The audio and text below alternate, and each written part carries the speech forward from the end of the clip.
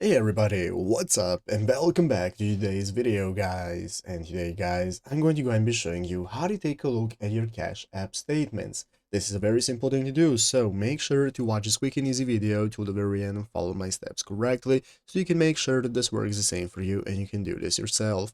But yeah guys, let's get straight into it. So first things first, you want to go ahead and open up the official Cash App application. We need the application to take a look at our statements, so you can go ahead and open it up right here. If you do not already have the application, you can go ahead and open up your App Store on your mobile phone to download it. So go ahead and open up your App Store, go into the search bar, search for Cash App and find the application. Once you find it, install it, and after installing successfully, you will be opening up this home page right here. First, you're going to go ahead and need to log in. So log in with your phone number or with your login details, whichever way you prefer. And once you have logged in, now we can get started. So this is going to be our home page where we can take a look at our cash balance, our savings options, and all the settings that we have. And now we can get started. So basically, what we're looking for is right here at the bottom of the page. As you can see at the bottom of the page, we have the sections tab. In the sections tab, we can find all the sections we are on. So as you can see, currently we are on the home page. Right here at the bottom left corner, we have opened it up, the home page. What we're looking for is right here in the bottom right corner, guys, which is the clock icon. You want to find this clock icon in the bottom right corner.